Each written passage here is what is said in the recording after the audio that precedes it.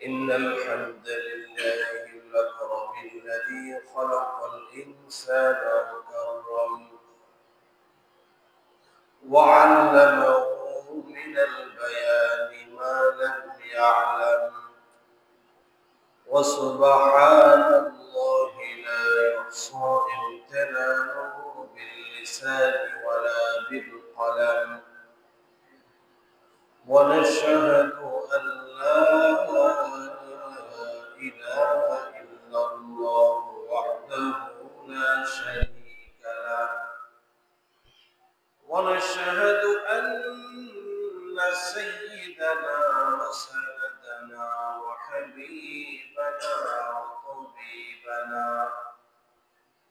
وطبيب قلوبنا ومولانا محمدا عبد الله ورسوله الذي أرسله الله تعالى بالحق بشيرا ونذيرا وداعيا إلى الله بإذنه وسراجا منيرا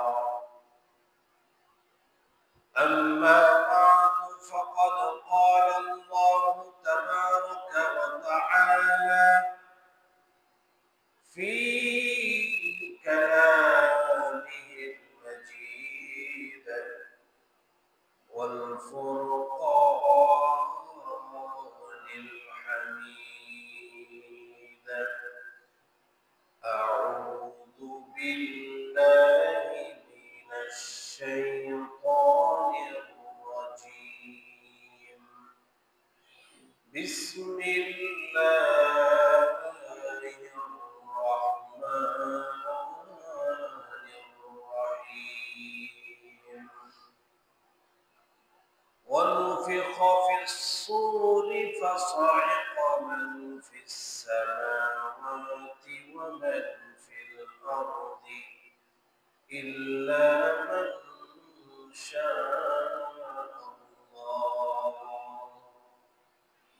صدق الله العلي العظيم وصدق رسوله النبي الكريم ونحن على ذلك من الشاهدين والشاكرين اللهم صل على محمد وعلى آل محمد كما صليت على إبراهيم وعلى آل إبراهيم إنك حميد مجيد اللهم بارك على محمد وعلى آل محمد كما باركت على إبراهيم وعلى آل إبراهيم إنك حميد مجيد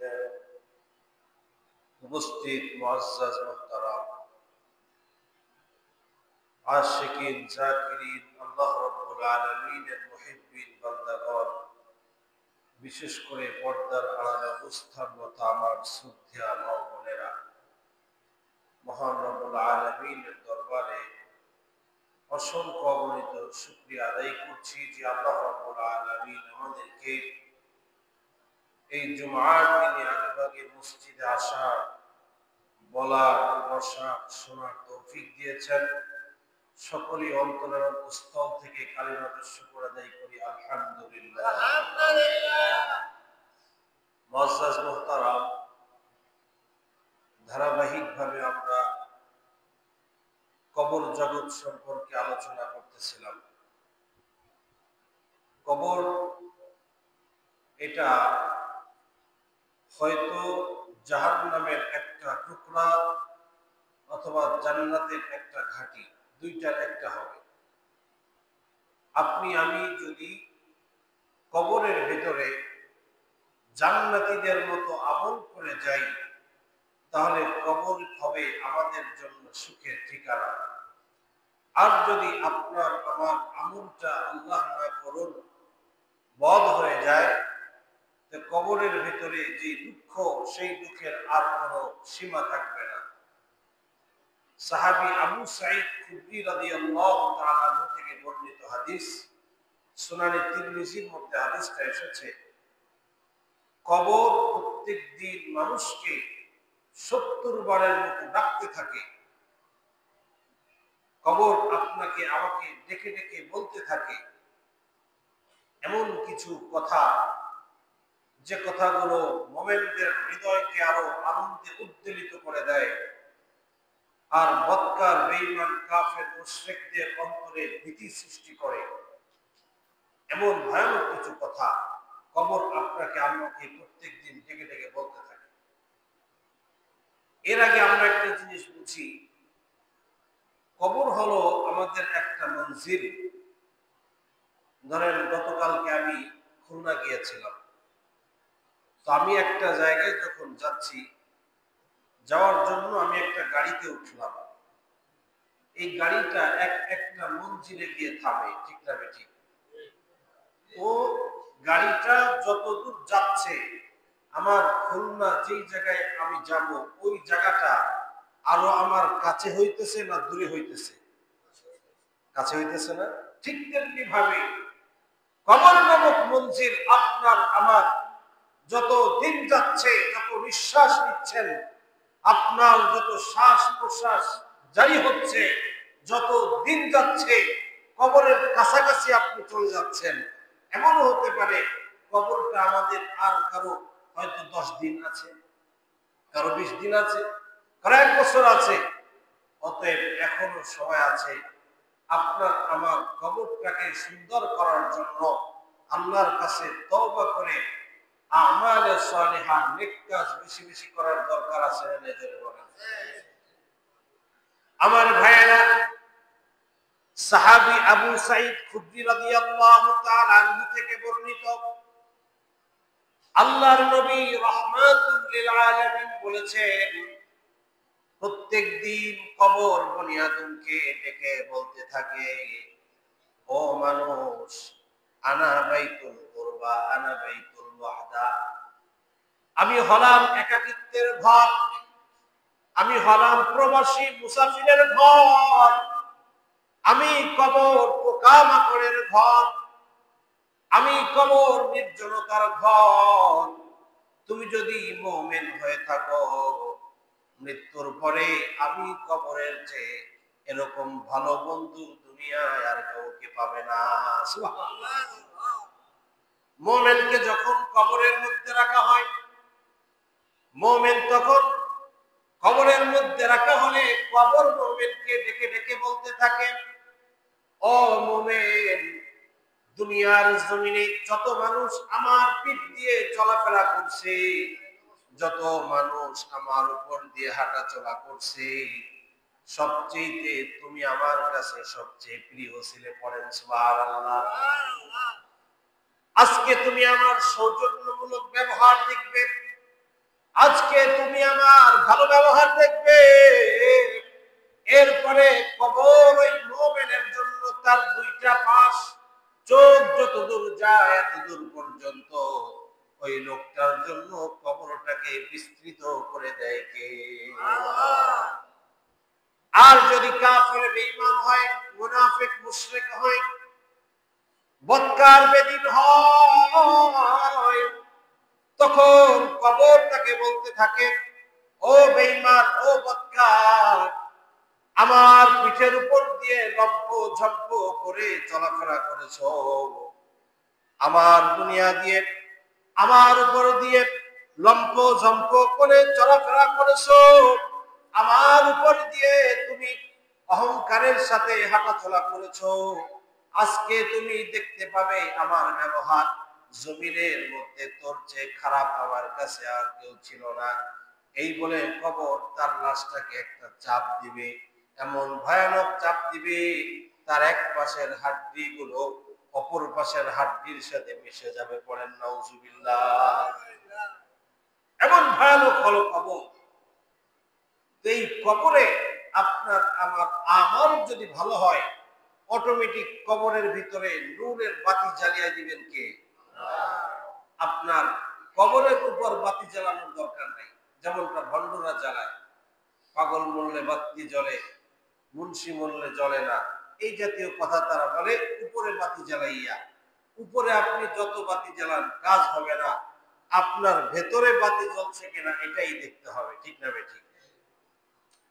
আমার ভাইয়েরা, আমার বাবুজিরা, এই জন্য কবরের জীবনটাকে সুন্দর করতে হলে বেশি বেশি আমল করতে হবে। কবর জায়গাটা অনেক ভয়ঙ্কর, কবরের আগে মৃত্যু আরো ভয়ঙ্কর। আল্লাহর পয়গম্বর ঈসা আলাইহিস সালাতু ওয়াস সালামকে আল্লাহ রাব্বুল আলামিন একটা ক্ষমতা দিয়েছিলেন। হযরত ঈসা রূহুল্লাহ কবরের পাশে গিয়ে যদি বলতো কুম বিইজনিল্লাহ, আল্লাহর হুকুমে দাঁড়াও, সাথে সাথে আল্লাহ পাক ওই লাশটাকে জিন্দা করে দিত। সুবহানাল্লাহ। ঈসা আলাইহিস সালাতু ওয়াস সালাম একটা কবরের পাশে গিয়ে, 400 বছর পুরানো কবরের পাশে গিয়ে বললেন কুম বিইজনিল্লাহ, আল্লাহর হুকুমে দাঁড়ায় যাও। সাথে সাথে মাটি বুঝতে বুঝতে লোকটা দাঁড়িয়ে গেল। হযরত ঈসা আলাইহিস সালাতু ওয়াস সালাম তাকে বললেন, মৃত্যুর স্বাদটা তুমি কেমন অনুভব করছো? লোকটা সাথে সাথে বলে, ও আল্লাহর পয়গম্বর ঈসা, 400 বছর আগে আমি মারা গিয়েছি, 400 বছর আগে আমার মৃত্যু হয়েছে, দীর্ঘ 400 বছর অতিবাহিত হয়েছে, এখনো মৃত্যুর ব্যথা যন্ত্রণা আমি আমার হাড়ে হাড়ে টের পাইতেছি। বলেন নাউজুবিল্লাহ। এমন ভয়ানক অবস্থা, মৃত্যুর সাথে সাথে প্রত্যেকটা ঘাটি একটার পর আরেকটা কঠিন হবে, একটার পর আরেকটা কঠিন হবে। কাফের মুশরিকদের জন্য, বেঈমান মুনাফিক বেনামাজীদের জন্য। কিন্তু আল্লাহর হুকুমে যারা আল্লাহর উপর ঈমান আনে, আল্লাহু আকবার, নেক আমল করে, তাদের জন্য মৃত্যুর পরে শুধু সুখ আর সুখ। বলেন সুবহানাল্লাহ। আমার ভাইয়েরা, কবরের মধ্যে মানুষ কতদিন থাকবে? আল্লাহ রাব্বুল আলামিন কোরআনুল কারীমের মধ্যে বলেন, ওয়াফুতিহাতিস সামাউ ফাকানাত আবওয়াবা ওয়া নুফিখা ফিস-সূরি ফাতাতুনা আফওয়াজা। কিয়ামতের আগ মুহূর্তে, কিয়ামতের সময় হযরত ইসরাফিল আলাইহিস সালাতু ওয়াস সালাম সিংহায় ফুৎকার দিবেন। কবর জগতের পর থেকে সিংহায় ফুৎকার দেওয়ার আগ পর্যন্ত কবরের মধ্যে থাকতে হবে। কত বছর থাকতে হবে একমাত্র জানে কে? আল্লাহ পাক জানে কত বছর আপনার কবরে থাকতে হবে। এই আয়াতের ব্যাখ্যার মধ্যে সহিহ বুখারীর বর্ণনা হাদিস নম্বর 4935 নং হাদিসের মধ্যে হযরত আবু হুরায়রা রাদিয়াল্লাহু তাআলা আনহু বলেন, কিয়ামতের আগ মুহূর্তে হযরত ইসরাফিল যখন সিংহায় ফুৎকার দিবে, তার একটা ফুৎকার আরেকটা ফুৎকারের মাঝে ব্যবধান হবে 40। কত? লোকেরা জিজ্ঞাসা করলো, আবু হুরায়রা, 40 মানে 40 ইয়াওমান, 40 দিন? আবু হুরায়রা বলেন, আবাইতু, বিষয়টা আমার কাছে অস্পষ্ট। তখন আবার লোকেরা জিজ্ঞাসা করলো, তাহলে কি 40 শাহরা, 40 মাস? আবু হুরায়রা বলেন, আবাইতু, এটা আমার কাছে অস্পষ্ট। লোকেরা আবার বললেন, ইসরাফিলের দুই সিংহার মাঝে ব্যবধান হবে 40, মানে কি 40 বছর? আবু হুরায়রা বলেন, আবাইতু।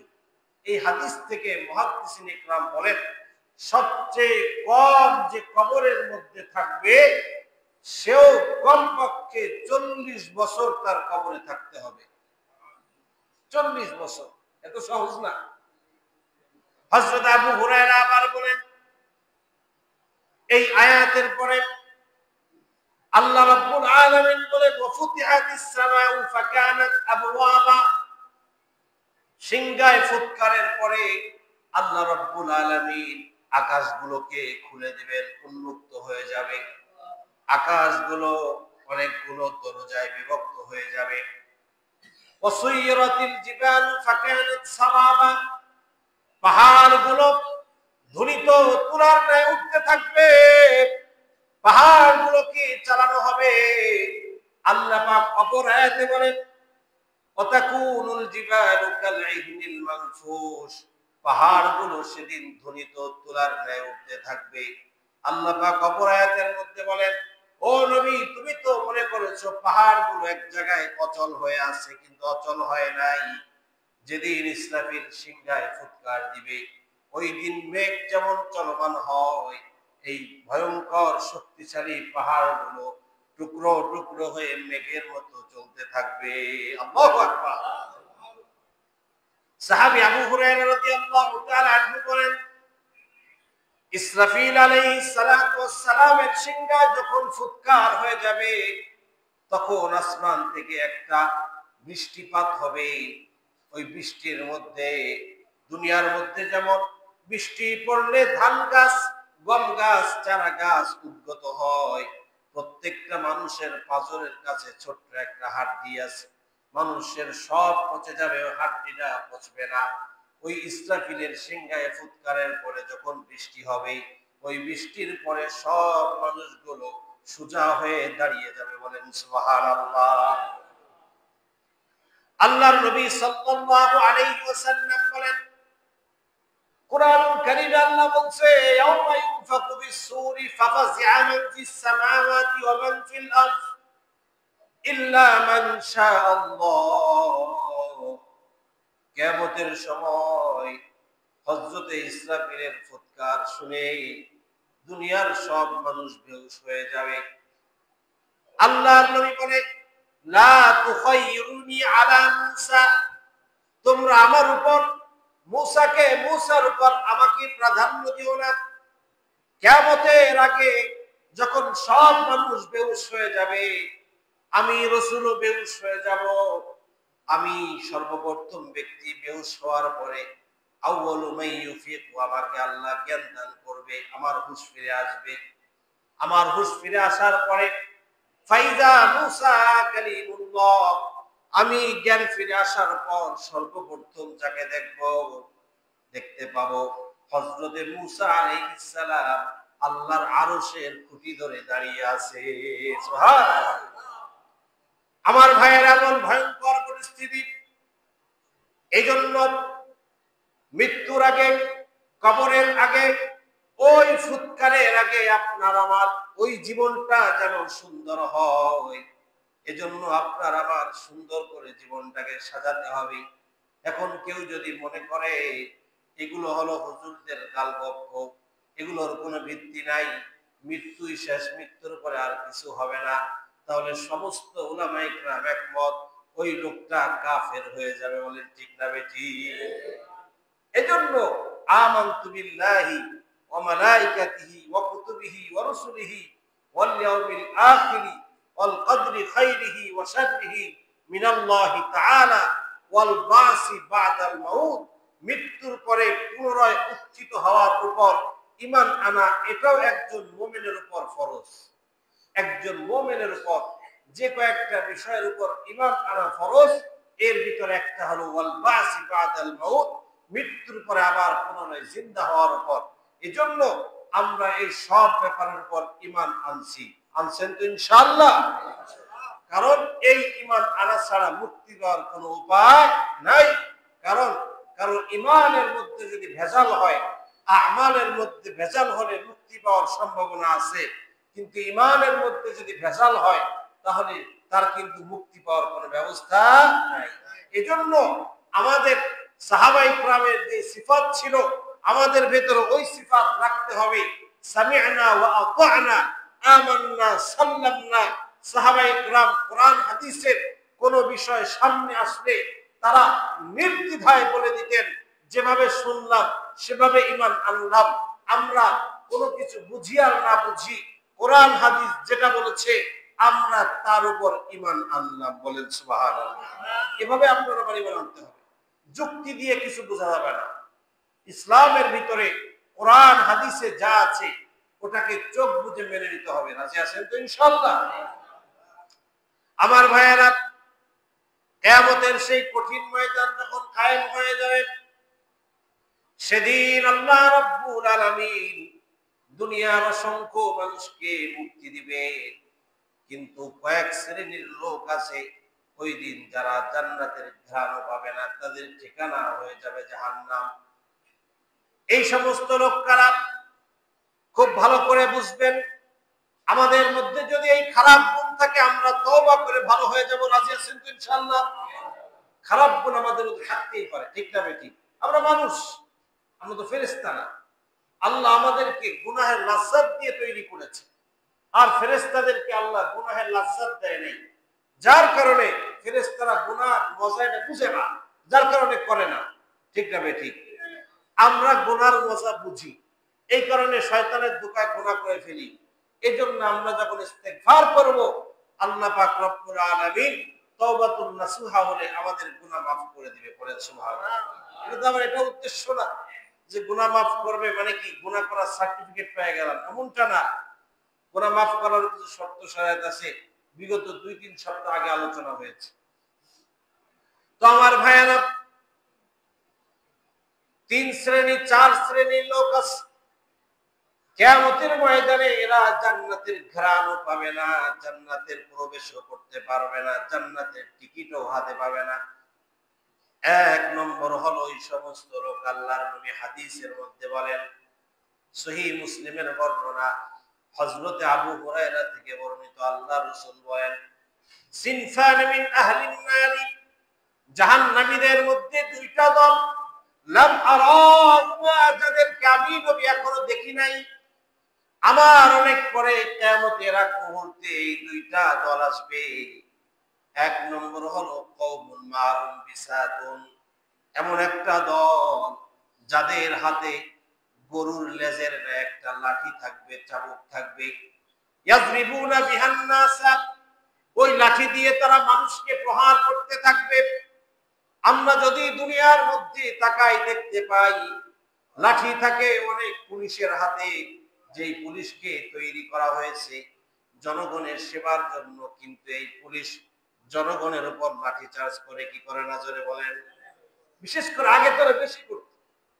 আল্লাহ রাসূল বলেন তাদের হাতে থাকবে গরু গাভীর লেজের একটা চাবুক বা লাঠি, এটা দিয়ে তারা মানুষকে প্রহার করতে থাকবে। আমরা দেখতে পাই লাঠি হাতে থাকে, দুনিয়ার ভিতরে দেখি বেশি থাকে পুলিশদের হাতে। পুলিশকে কিন্তু তৈরি করা হয়েছে শৃঙ্খলার জন্য, মারার জন্য না। কিন্তু কিছু পুলিশ তো ভালো আছে, কিন্তু অধিকাংশ পুলিশই দেখা যায় এরা হয় কথায় নয় কথায়। একজন দরিদ্র রিক্সা চালক, আমি নিজে একবার দেখছি, এমন জোরে বৃদ্ধ, তার বাপের বয়সী, এমন জোরে পিটান দিছে, নাউজুবিল্লাহ, লোকটা মনে হয় 5 মিনিট ধরে খালি চিল্লায় কান্না করছে। এই জাতীয় আক্রমণ যদি কেউ করে, হাদিসের সাথে কিন্তু মিলে যায়। আল্লাহ রাসূল বলেন এরা জান্নাতে শুধু প্রবেশ করতে পারবে না, শুধু এমনটা নয়, এরা জান্নাতের ঘ্রাণও পাবে না। পড়েন নাউজুবিল্লাহ। সহিহ হাদিস, মুসলিম শরীফের বর্ণনা। এটা আমার বাপের কথা না, আপনার বাপের কথা না, আল্লাহ রাসূলের কথা, যার প্রত্যেকটি কথার উপর ঈমান আনা ফরজ, ঠিক না বেঠিক? আমার ভাইয়েরা, 2য় নম্বর কারা খুব ভালো করে বুঝবেন, আল্লাহর নবী সাল্লাল্লাহু আলাইহি ওয়াসাল্লাম বলেন, আমার মা বোনেরা ভালো করে শুনেন, নিসাউন কাসিয়াতুন আরিয়াতুন মাইলাতুন মুমিলাতুন, শেষ জামানায় এমন কিছু মহিলা হবে যারা কাপড় পরিধান করার পরেও উলঙ্গ। বলে হুজুর কাপড় পরার পরে আবার উলঙ্গ হয় কেমনে, বুঝে আসলো না। আল্লাহর নবী নিজেই ব্যাখ্যা করেছেন, দুনিয়ার মধ্যে কিছু মহিলারা আছে বোরকা পরে, বোরকা পরার জন্য না, বোরকা পরে পর্দা করার জন্য না, বোরকা পরে ফ্যাশনের জন্য, মানুষকে দেখানোর জন্য, যারা বলেন ঠিক না বেঠিক? দুনিয়ার মধ্যে কিছু মহিলা আছে স্টাইলিশ বোরকা বানায়। এই বোরকা তার অনেক রং ঢং, বোরকা অনেক টাইট, অনেক চাপা। এই বোরকা সে পর্দার জন্য পরে নাই, এই বোরকাটা সে পরেছে তার দিকে যেন যুবকরা আকৃষ্ট হয়। ধরে বলেন ঠিক না বেঠিক? যুবকরা যেন তার প্রতি আকৃষ্ট হয়। নবীজি এটাই বলেন, মাইলাতুন মুমিলাতুন, যে সব মহিলাদের আওসাফ হবে তারা পর পুরুষকে নিজের দিকে আকৃষ্ট করবে আর নিজেও পর পুরুষের দিকে আকৃষ্ট, যেটাকে বর্তমান যুব সমাজের ভাষায় বলে, কিছু মনে করেন না, ক্রাশ খাওয়া, ঠিক না বেঠিক? জোরে করেন। ক্রাশ খাইছে, নাউজুবিল্লাহ, জোরে করেন না কেন? এই ক্রাশ খাওয়া হলো জাহান্নামে প্রবেশ করার 1 নম্বর কারণ। রাসূল করিম সাল্লাল্লাহু আলাইহি সাল্লাম বলেন, কাপড় পরিধান করার পরেও উলঙ্গ হলো তারা যারা কাপড় পরিধান করে পর্দা করার জন্য করে না, বরং কাপড় পরিধান করে এমন পোশাক পরিধান করে এর দ্বারা তারা অন্যান্য মানুষকে নিজের দিকে আকৃষ্ট করে। পড়েন নাউজুবিল্লাহ। এই শ্রেণীর লোক, এই শ্রেণীর মহিলাদের ব্যাপারে আল্লাহর নবী রাহমাতুল লিল আলামিন বলেন, মাইলাতুন মুমিলাতুন, আল্লাহ রাসূল বলেন তাদের মাথার চুলের জুটি হবে উটের হেলে যাওয়া কুজের মতো। লা ইয়াদখুলুল জান্নাতা, এরা জান্নাতে প্রবেশ করতে পারবে না। শুধু এমনটা নয়, ওলা ইয়াজিদনা রিহাহা, এরা জান্নাতের ঘ্রাণও শুঁকতে পারবে না। অথচ জান্নাতের ঘ্রাণ এত দূরে যায়, 500 বছর দূরত্বের রাস্তা থেকেও জান্নাতের ঘ্রাণ পাওয়া যাবে। কিন্তু এই সমস্ত মহিলাদের জন্য জান্নাতকে যিনি হারাম করে দিয়েছেন তিনি কে? এজন্য আমার মা বোনেরা, এই অভ্যাস যদি কারোর মধ্যে থাকে আজকে থেকে তওবা করেন, ভবিষ্যতে আর কোনোদিন এই জাতীয় এমন কোন পোশাক যার দ্বারা একজন পুরুষ আপনার প্রতি আকর্ষিত হতে পারে, একজন পুরুষের নজর আপনার দিকে আপনি টেনে আনতেছেন, এমন ঝলমলে পোশাক পরিহার করুন। দেখবেন মৃত্যুর সাথে সাথে আপনার জন্য হযরত মা খাদিজার সাথে জান্নাতের ব্যবস্থা করে দিয়েছেন কে? আল্লাহ। একটু কষ্ট করেন, বেশি দিন না, মৃত্যুর আগ পর্যন্ত কষ্ট, মৃত্যুর পর আর কোনো কষ্ট নাই। এই দুই শ্রেণীর লোকদের জন্য কিয়ামতের ওই কঠিন ময়দানে আরো কঠিন অবস্থা, ওদের জন্য জান্নাতকে আল্লাহ পাক হারাম করে দিবেন। তৃতীয় নম্বরে কারা? আল্লাহর নবী রাহমাতুল লিল আলামিন বলেন, সুনানে আবু দাউদের বর্ণনা, হযরতে সাওবান রাদিয়াল্লাহু তাআলা আনহু থেকে বর্ণিত হাদিস, দুনিয়ার মধ্যে অনেক মহিলারা আছে যারা স্বামীর কথায় কথায় স্বামীর কাছে তালাক চায়, আছে না নাই? আসতে বলে, আছে না নাই? জোরে কর। কথায় কথায় স্বামীর কাছে তালাক চায়। আমার মা, আমার বোনেরা, ভালো করে শুনেন, আপনাদের কাজ তালাক চাওয়া না। বর্তমান ডিভোর্স বেশি পুরুষরা দেয় নাকি মহিলারা দেয়? জোরে কর। বড় আসতে বললেন, কারা দেয়? অথচ এই তালাক দেওয়ার ক্ষমতা আল্লাহ পাক মহিলাদেরকে দেয় নাই। তালাক দেওয়ার ক্ষমতা আল্লাহ পাক একমাত্র পুরুষকে দিয়েছে। পুরুষকে আল্লাহ পাক তালাক দেওয়ার ক্ষমতা দিয়েছে, মহিলাদেরকে দেয় নাই। কারণ আল্লাহ রাব্বুল আলামিন মহিলাদেরকে বানিয়েছেন নাকিসাতুল আকল করে। তাদের পুরুষদের জ্ঞান যেমন বেশি, মহিলাদেরকে আল্লাহ তেমন বেশি জ্ঞান দেয় নাই। আল্লাহ পাক কোরআনে বলেন, আর-রিজালু কাওয়ামুনা আলান নিসা, পুরুষরা হলো মহিলাদের উপর সরদারি করবে। এজন্য আমি আল্লাহ পুরুষদেরকে বানাইছি। আমার দিকে তাকান সবাই। তো দেখেন ভাই, কিছু মহিলারা আছে, দেখেন স্বামী স্ত্রী যখন একত্রে থাকবে তখন কিছু ভুল বোঝাবুঝি, কিছু তর্কাতর্কি, এটা সামান্য কিছু হবে, ঠিক না? ঠিক। দুইটা হাড়ি যদি এক জায়গা থেকে একটু টাক লাগে, কিন্তু তাই বলে এটা না যে আপনি কথায় কথায় স্বামীর কাছে তালাক চাইবেন। এই অধিকার আপনাকে কেউ দেয় নাই। দেখেন, স্বামী স্ত্রীর ভিতরে একজন মা বোনের বোঝা উচিত যে আমার স্বামী 24টা ঘন্টা আমার ফ্যামিলির উন্নতি অগ্রগতির কথা চিন্তা করে। ঝড় হোক, বৃষ্টি হোক, রোদ হোক, বর্ষাকাল আর গরমকাল আর শীতকাল নাই, দিনমজুর ব্যক্তি ফজরের নামাজ পড়েই আপনার ফ্যামিলির চিন্তায় ঘর থেকে বের হয়ে যায়। আর আপনি যদি এই বিষয়টা না বুঝে আপনি আপনার স্বামীর সবচেয়ে দুর্বলতার জায়গা, অনেক মহিলারা আছে স্বামীকে মা তুলে বকা দেয়, আছে না নাই? জোরে করে। গোলামের ঘরের গোলাম, নাউজুবিল্লাহ জোরে বলেন। তখন ওই স্বামীর অন্তরটা ফেটে যায়। স্বামী তখন তার সন্তানদের কথা চিন্তা করে চূড়ান্ত কোনো ফয়সালা নেয় না, শুধু চোখের পানি ফেলে দিয়ে কান্দে। আমার মা বোনেরা, আমার ভাইয়েরা, খুব ভালো করে মা বোনদের বুঝাবেন। আল্লাহর নবী হাদিসের মধ্যে বলেন, যেই সমস্ত মহিলারা দুনিয়ার মধ্যে সালাহা তালাকুন, স্বামীর কাছে হয় কথায় নয় কথায় তালাক চায়, তালাক, স্বামীকে বলে আমাকে এখনই তালাক দিবি, কথায় কথায় তালাক চাই অন্যায় ভাবে। আল্লাহ রাসূল বলেন এই সমস্ত তালাক প্রার্থী মহিলাদের উপর আল্লাহ রাব্বুল আলামিন জান্নাতকে হারাম করে দিয়েছে। বলেন নাউজুবিল্লাহ।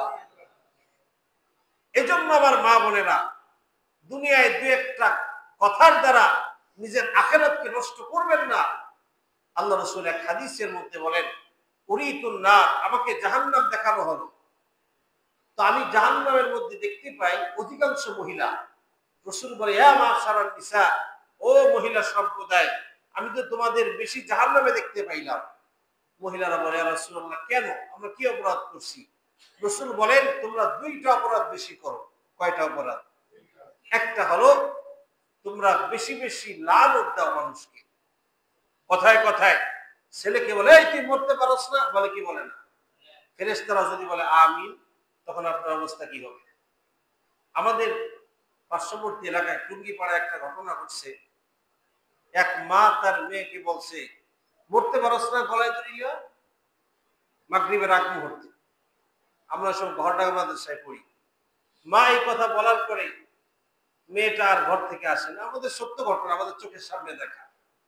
মেয়ে আর ঘর থেকে আসে না। এবার 20 মিনিট পরে মা তার ছোট ভাইকে বলতেছে দেখ তো সবজিতে পড়ছে নাকি।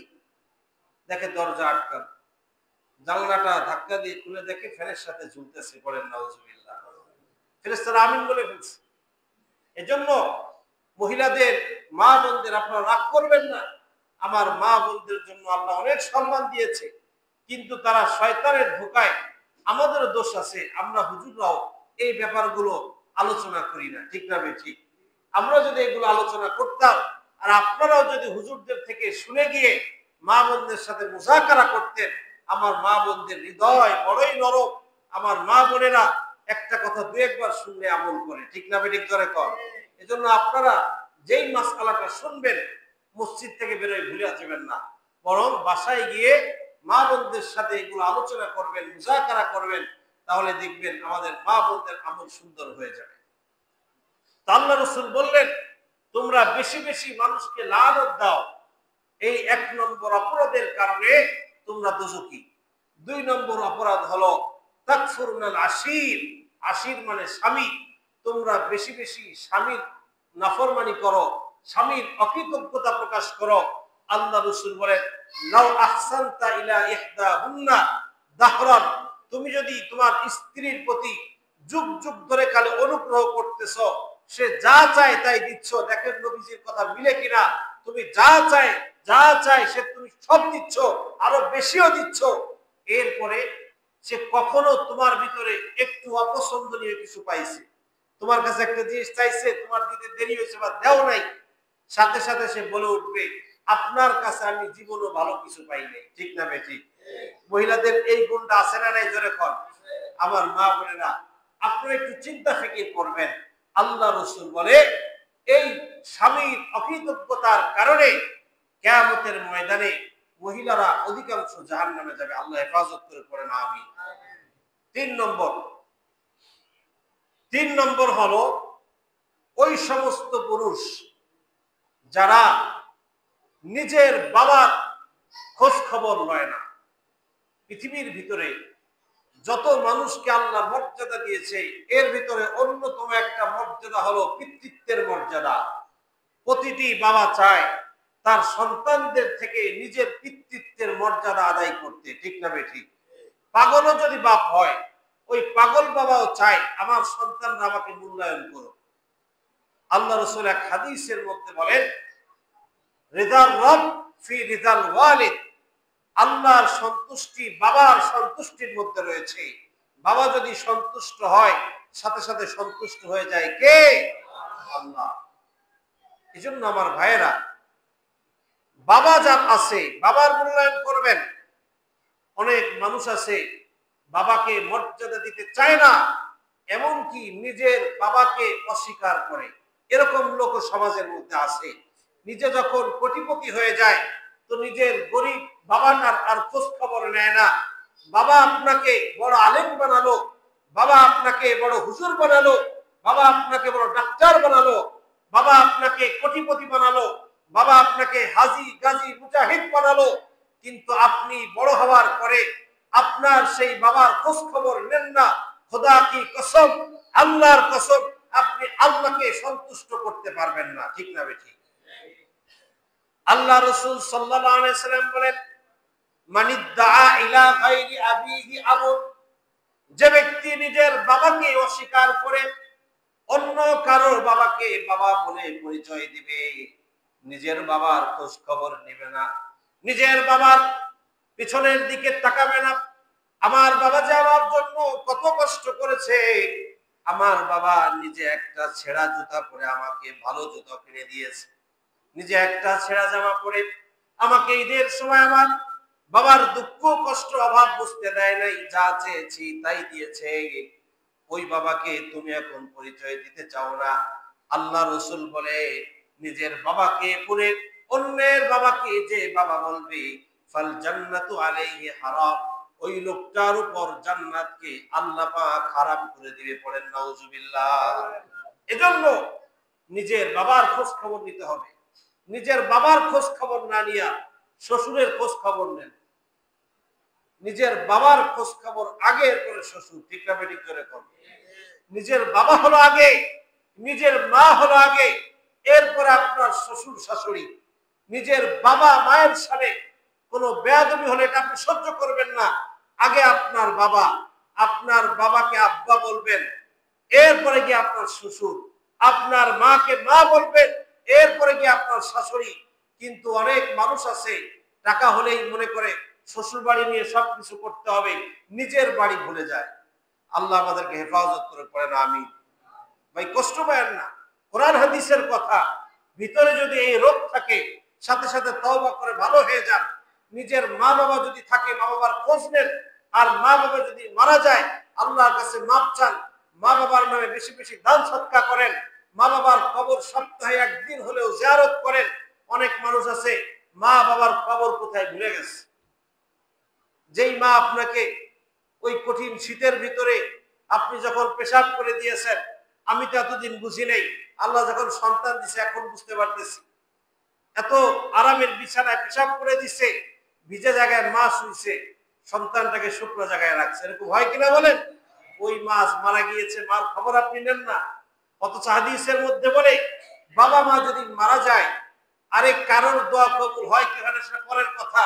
আপনার বাবার জন্য আমি হুজুর দোয়া করলে আমার চোখে পানি আসা না আসা কঠিন, কিন্তু আপনি যদি দোয়া করেন সাথে সাথে আপনার চোখের পানি আসবে। আল্লাহ রাসূল বলে, ইদা মাতাল ইনসান, মানুষ যখন মারা যাবে, ইনকাতা আনহু আমালহু ইল্লা মিন সালাস, তার সব আমলের দরজা বন্ধ, তিনটা আমলের দরজা বাকি।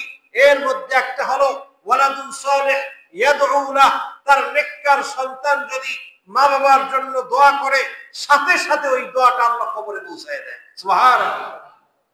এজন্য মা বাবার কবরের খোঁজ নিবেন। কে কে? আল্লাহকে হাত তুলে দেখান। সবাই হাত উঠান, সবাই হাত উঠান। নারায়ে তাকবীর। আজ থেকে ওয়াদা করেন, সপ্তাহে একদিন হলেও আপনার বাবা, আপনার মায়ের কবরটা জিয়ারত করবেন। পারবেন ইনশাআল্লাহ? মা বাবার কবর জিয়ারত করবেন। আবার যদি কেউ ফতোয়া দেয় কবর জিয়ারত, কবর জিয়ারত, কবর জিয়ারতের একটা মুস্তাহাব সুন্নাত আমল। অনেক সময় রাত্রিবেলা আম্মা জান আয়েশা আল্লাহ রাসূলকে বিছানায় পায় না, খুঁজে দেখে আল্লাহ রাসূল জান্নাতুল বাকিতে গিয়ে কাঁদতেছে। সুবহানাল্লাহ। এজন্য কবর জিয়ারত অনেক বড় আমল।